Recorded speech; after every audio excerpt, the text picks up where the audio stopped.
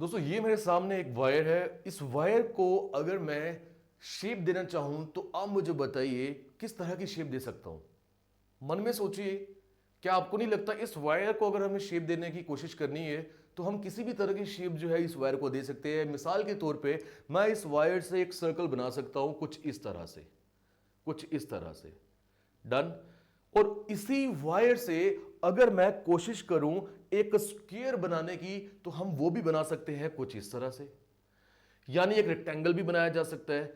तो फिर ये सब चीजें मैं क्यों बोल रहा हूं, वो सिर्फ इसलिए क्योंकि दोस्तों मेंसुरेशन टू डायमेंशनल फिगर्स के अंदर एक इंपॉर्टेंट कॉन्सेप्ट आ जाता है जिसे हम बोलते हैं वायर बेंडिंग।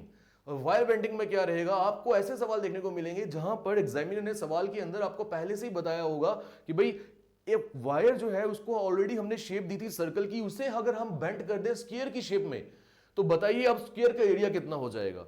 बट बात वो आती है, मुझे यह मालूम होना चाहिए कि कौन सी प्रॉपर्टी ऐसी है जहां से मैं एक फिगर से दूसरी फिगर पे जंप कर सकता हूं।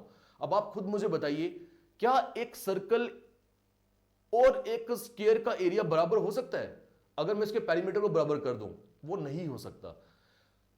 एरिया की एक प्रॉपर्टी ऐसी नहीं है जहां से मैं एक फिगर से दूसरी फिगर पे जंप कर पाऊं। बट दोस्तों आपको अभी समझ आना चाहिए कि ये जो मैं आपके सामने खड़ा कर रहा था ये एक वायर थी। वायर की लंबाई जितनी थी जिससे मैंने सर्कल बनाया, उतनी ही लंबाई से ही मैंने वायर से एक रेक्टेंगल या मान लीजिए एक स्क्वायर बना दिया। पर्टिकुलरली स्पेसिफिकली देखोगे रेक्टेंगल है क्योंकि इसमें लंबाई ज्यादा है ब्रेथ से। तो आपको यह समझ आना चाहिए कि लंबाई जितनी मैंने ली थी सर्कल के अंदर उतनी ही लंबाई जो है इस वायर की, उसकी मदद से हमने एक रेक्टेंगल बना दिया। और लंबाई जो है ये क्या है, this is perimeter. In the case of circle we call it as circumference. यानी अब मुझे यह समझ आता है कि भाई पेरीमीटर जो है ये वो एक प्रॉपर्टी है जहां पर अगर कभी भी मुझे वायर बेंडिंग के कॉन्सेप्ट्स के सवाल देखने को मिलेंगे तो मैं इसका इस्तेमाल करूंगा। और यही वो प्रॉपर्टी है जहां से मैं एक फिगर से जंप करके दूसरी फिगर के ऊपर आ सकता हूं। नमस्कार दोस्तों, मेरा नाम पंकज कपूर, आप सब देख रहे हो मेरा यूट्यूब चैनल। लीजिए स्क्रीनशॉट, फिर सॉल्व करते हैं हम क्वेश्चंस एक और डेडिकेटेड वीडियो के अंदर जो भी आप अपने स्क्रीन पे देख रहे हैं, जहां पर वायर बेंडिंग के इंपॉर्टेंट कॉन्सेप्ट्स को हम कवर करने वाले हैं। लीजिए स्क्रीनशॉट।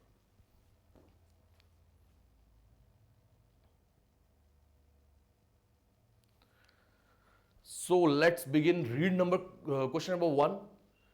देखो ये वही सीरीज जो मैं अभी आपको कवर करवाने की कोशिश कर रहा हूं। इससे पहले हमने कर्व ग्रेजिंग का कॉन्सेप्ट जो है वो पकड़ा था, उसी सीरीज को कंटिन्यू करते ये अगला लेक्चर आ गया जहां पर हम 2-3 सवालों को ही सॉल्व करेंगे बट पूरे कॉन्सेप्ट को पकड़ेंगे क्योंकि स्टैंडर्ड क्वेश्चन है। लंबी वीडियो के अंदर जो मैंने आपको बोला गुम नहीं होने चाहिए, तवज्जो जरूर दीजिएगा। और wire can be bend in the form of a circle. एक वायर है, उसे हम बेंड करके एक सर्कल की शेप दे रहे हैं, आकार दे रहे हैं। सर्कल का रेडियस दिया 56 सेंटीमीटर। ठीक, आइए शेप उठाई सर्कल की, ये लीजिए मैंने सर्कल उठा लिया। और क्या बोल रहा है वो, सर्कल का आपको क्या दिया हुआ है, रेडियस दिया है 56 centimetre. Done. This is not area, this is radius. तो आप कहीं पर लिख लो, यहां से लेके ये जो सर्कल का रेडियस है that is 56 centimetre. Now if it is bend in the form of a square, अब आप क्या करना चाहते हो, यहां से इसको बेंड करना चाहते हो एक स्क्वायर की फॉर्म में। Done. Then its area will be, तो आपसे पूछ क्या रहा है एग्जामिनर, इस स्क्वायर का मेरे भाई एरिया जो है वो कितना होगा। तो मैंने क्या बोला था, एक शेप से अगर आपको दूसरी शेप पे जंप करना है तो किस प्रॉपर्टी का इस्तेमाल किया जाएगा, पेरीमीटर का। क्योंकि जो पेरीमीटर यहां होगा वही पेरीमीटर यहां होगा। कारण सिर्फ एक है, क्योंकि उसी वायर से ये सर्कल बनाया है और उसी वायर को लेके मैं ये स्क्वायर बना रहा हूं। तो वायर की लंबाई तो सेम ही थी ना, अगर वो 10 मीटर की यहां तो यहां भी 10 ही की होगी, तो पेरीमीटर बराबर है। समझिए, तो इसका मतलब अगर मैं यहां पर पेरीमीटर निकाल लूं सर्कल का, यानी सर्कमफ्रेंस निकाल लूं, तो वही सर्कमफ्रेंस इस एरिया का भी हो, स्क्वायर का भी होगा। और सर्कमफ्रेंस को मैं क्या बोलूंगा, पेरीमीटर। यानी मैं स्क्वायर के पेरीमीटर तक पहुंच गया। और अगर आप स्क्वायर के पेरीमीटर तक पहुंच गए हो, 4 इंटू साइड का फॉर्मूला यूज करो, स्क्वायर की साइड तक पहुंच जाओगे। वहीं से साइड इंटू साइड करेंगे, स्क्वायर का एरिया हमारे सामने निकल कर आएगा। यानी अभी तक हमने जो कॉन्सेप्ट्स पढ़े हैं ना इससे पहले, स्क्वायर, रेक्टेंगल, सर्कल, ये सब इसी का निचोड़ निकालकर वायर बेंडिंग के ऊपर सवाल बन जाते हैं। कुछ नया नहीं है, सवालों को सॉल्व भी उसी तरीके से करना है। बस आपको समझ ये होनी चाहिए कि हम पेरीमीटर की प्रॉपर्टी के जरिए जंप कर सकते हैं from one figure to another figure. Now this is radius ना, हमें क्या निकालना है, पेरीमीटर। ठीक है, पेरीमीटर बोलो, सर्कमफ्रेंस बोलो, बात एक ही है। ठीक है, आज के बाद मैं पेरीमीटर भी बोलूंगा तो आपको समझ आना चाहिए। क्या फॉर्मूला रहेगा भाई, 2πr, ये मालूम है आपको, यानी 2 इंटू 22/7 इंटू आर कितना दिया है 56, 7 8 ज़ा 56। ठीक है, डन।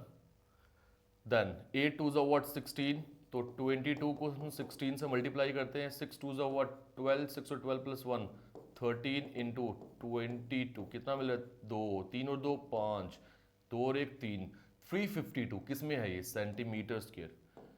तो this is the perimeter of this circle और सर्कमफ्रेंस है ये। ठीक, यहां पर अगर हम आ जाए तो मुझे समझ आती है फिर पेरीमीटर इधर भी कितना होना चाहिए, 352 centimetre square, although it is what, it is a square, but यही होना चाहिए, दोनों का बराबर होगा।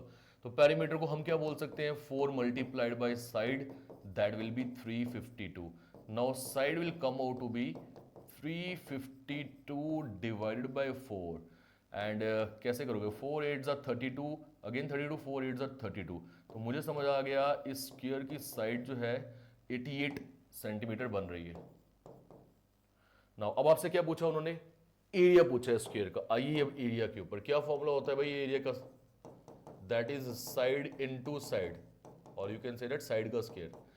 करो सब्स्टिट्यूट, कितनी निकली है साइड 88, तो 88 मल्टीप्लाइड बाय 88, 88 ज़ा 64, 88 ज़ा 64 और 6 70, अगेन करूंगा तो यही आएगा 704, यानी 4477 centimetre square. This is the area of what, of that square.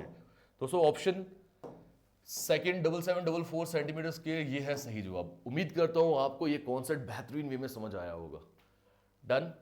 लगभग मैंने कितना समय लिया, 5 मिनट लिए, और 5 मिनट में अगर हमें ये कॉन्सेप्ट समझ आ जाता है तो मुझे लगता है कि ये वीडियो हमारे लिए बेनिफिशियल ही है।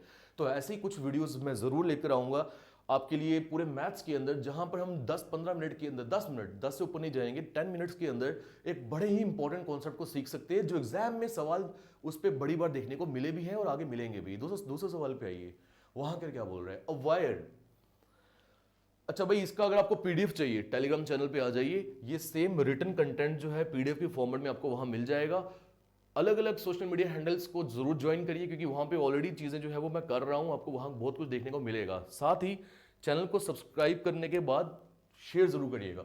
Wire when bend in the form of a square, इस बार स्क्वायर दिया हुआ है, बोल रहा है ऑलरेडी वायर को स्क्वायर की फॉर्म में रखा है। Encloses an area of 484 centimetre square, बोल रहा है इसका एरिया दिया है 484 centimetre square. What will be the enclosed area when the same wire is bend in the form of a circle. बिल्कुल इससे उल्टा क्वेश्चन है। अब कह रहा है इसी वायर को मैं क्या करना चाहता हूं, सर्कल की शेप देना चाहता हूं। सर्कल की शेप देते हैं, ये लीजिए सर्कल दे दिया।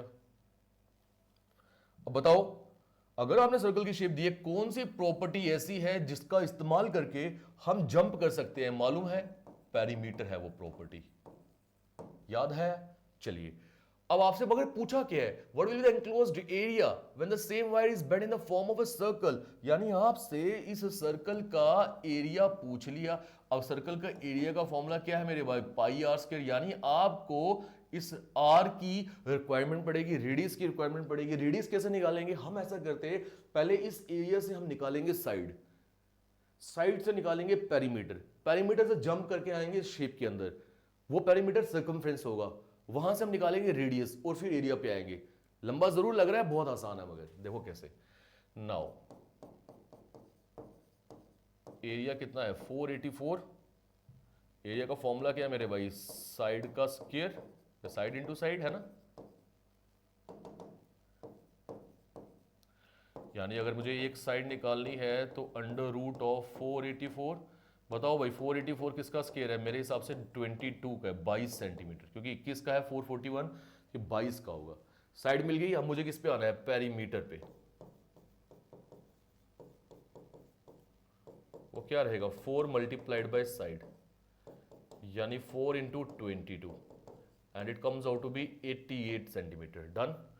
अब यही पेरीमीटर यहां पर भी होगा जिसे आप सर्कमफ्रेंस बोलोगे, तो यहां भी पेरीमीटर कितना आएगा 88 सेंटीमीटर, बट मैं उसको अब क्या बोल लेता हूं, सर्कमफ्रेंस।